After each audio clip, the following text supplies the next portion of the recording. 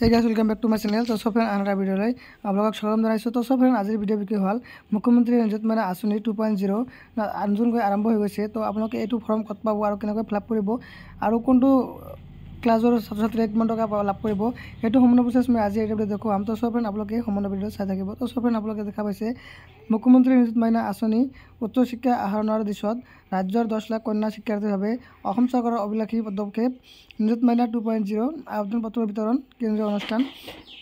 আপোনালোকে এইটো দেখা পাইছে ইয়াতে 6 আগষ্টত আপোনালোকৰ মানে আবেদন পত্ৰ মানে এইবিলাক মানে বিতৰণ কৰিছে প্ৰতিটো কলেজ স্কুলত। আপোনালোকে দেখা পাইছে সুদাসুম শাখা উচ্চতৰ মাধ্যমিক প্ৰথম আৰু দ্বিতীয় বৰ্ষ যিবিলাক ছাত্ৰ-ছাত্ৰী হায়াৰ ছেকেণ্ডাৰী প্ৰথম আৰু দ্বিতীয় বৰ্ষত পঢ়ি আছে সিহঁতে মান্থলি আপোনালোকে 1000 টকা লাভ কৰিব। আৰু তাৰপিছত দেখা পাইছে স্নাতক আৰু সহতো শিক্ষাৰ্থী কাৰ্যসূচী পাঠ্যক্ৰম প্ৰথম আৰু দ্বিতীয় বৰ্ষ আৰু যিবিলাক ছাত্ৰ-ছাত্ৰী BA BSc পঢ়ি আছে প্ৰথম আৰু দ্বিতীয় বৰ্ষৰ সেইবিলাক ছাত্ৰ-ছাত্ৰী মান্থলি আপোনালোকে 1250 টকা পাব। আৰু যিবিলাক ছাত্ৰ-ছাত্ৰী স্নাতকৰ আৰু BEd প্ৰথম আৰু দ্বিতীয় বৰ্ষ আৰু যিবিলাক মানে ছাত্ৰ-ছাত্ৰীয়ে PhD নেট বা BEd আৰু আপোনালোকৰ MA কৰি আছে সেইবিলাক ছাত্ৰ-ছাত্ৰীয়ে মান্থলি আপোনালোকৰ 2500 টকাকৈ পাব।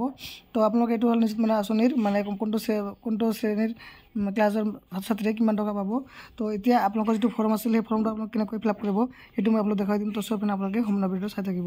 তো আপোনালোকে দেখা পাইছে এইটো মইনা নিযুত আঁচনি আপোনালোকৰ এপ্লিকেশ্যন ফৰ BEd অনেষ্ট ইয়ৰ আপোনালোকৰ যিবিলাক ছাত্ৰ-ছাত্ৰীয়ে BEd MA MSc BS কৰি আছে আপোনালোকৰ সেইটো কাৰণে প্ৰথম আপোনালোকে এটা নাম দিব লাগিব। তাৰপিছত আপোনালোকে দেখা পাইছে আপোনালোকৰ মেৰিটেল ষ্টেটাছ সিংগল মেৰিট দিব টিক মাৰি দিব। তাৰপিছত আপোনাৰ ডেট অফ বহাব, তাৰপিছত name father of mother guardian নাম বহাব। তাৰপিছত আছে 5 নম্বৰ ৰিলিজন বহাব, 6 নম্বৰ মোবাইল নম্বৰ বহাব, 7 নম্বৰ আপোনালোকৰ ভিলেজ টাউন চিটি বহাই দিব, পিন নম্বৰ বহাব, ব্লক বহাই দিব, পুলিচ ষ্টেচন ডিষ্ট্ৰিক্ট, 8 নম্বৰ আপোনালোকে আধাৰ নম্বৰটো বহাব, নেম অফ LLC আপোনালোকে বহাই দিব। তাৰপিছত আছে BEd এডুকেশ্যন ডিটেইলছ আপোনালোকৰ name of the institute from the হুজ পাছ আপোনালোকৰ যিটো মানে ইনষ্টিটিউট পাছ কৰিছে এই ইনষ্টিটিউট নামটো দি দিব। লাষ্ট এক্সামিনেশ্যন পাছটো মানে কিমান চৰত মানে কি পাছ কৰিছে সেইটো আপোনালোকে দি দিব, ইয়াৰটো দি দিব, ৰোল নম্বৰটো দি দিব, name of institution curly Elon আপোনালোকে কোনটো ইনষ্টিটিউট বৰ্তমান পঢ়ি আছে সেই ইনষ্টিটিউটৰ নামটো দি দিব, নেম অফ দ্য ইউনিভাৰ্চিটিৰ নামটো দি দিব, university registration number of the student বহাই দিব, এডমিট থ্ৰু গভ ডিপেণ্ডি আপোনালোকৰ এজ নহয় এইটো দি দিব। তাৰপিছত C নম্বৰ আছে bank details, account number, IFSC code, account holder name, bank name, balance দি আছে, head of the institute signature কৰিব লাগিব, চিগনেচাৰ পেৰেণ্টছ গাৰ্জেন আৰু চিগনেচাৰ অফ দ্য কেণ্ডিডেট এৰে চিগনেচাৰ কৰিব লাগিব। তাৰপিছত অপাৰেশ্যন কৰিলে দেখা পাইছে এডমিশ্যন ফৰ দ্য SS অনেষ্ট ইয়ৰ যিবিলাক ছাত্ৰ-ছাত্ৰীয়ে হায়াৰ ছেকেণ্ডাৰী প্ৰথম আৰু ছেকেণ্ডাৰী পঢ়ি আছে সিহঁতৰ কাৰণে এইটো ফৰ্ম হয়। আপোনালোকৰ ইয়াৰ নাম্বাৰটো এটা বহাব লাগিব।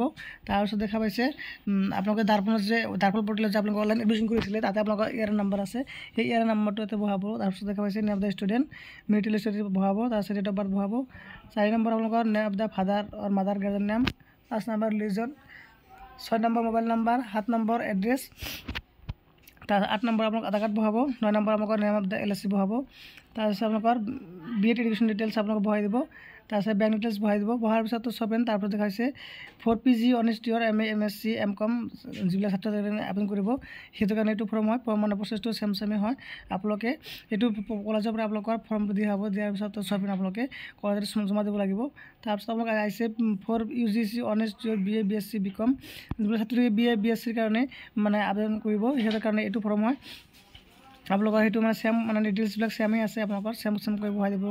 বহাই কিনে আপোনালোকৰ লগতে যিবিলাক মানে ডকুমেণ্টছ আপোনালোকৰ বেংকৰ পাছবুক আধাৰ কাৰ্ড এইবিলাক মানে জেৰক্স কৰি দিব লাগিব। আপোনালোকৰ কলেজৰ পৰা স্কুলৰ পৰা এখন ফৰ্ম দিয়া হ'ব, গতিকে আপোনালোকে এই ফৰ্মটো লৈ কিনে আপোনালোকে ছাবমিট কৰি কলেজত জমা দিব লাগিব। জমা দিলে আপোনালোকে মান্থলি যিটো পইচা আছিলে সেইটো পাই যাব।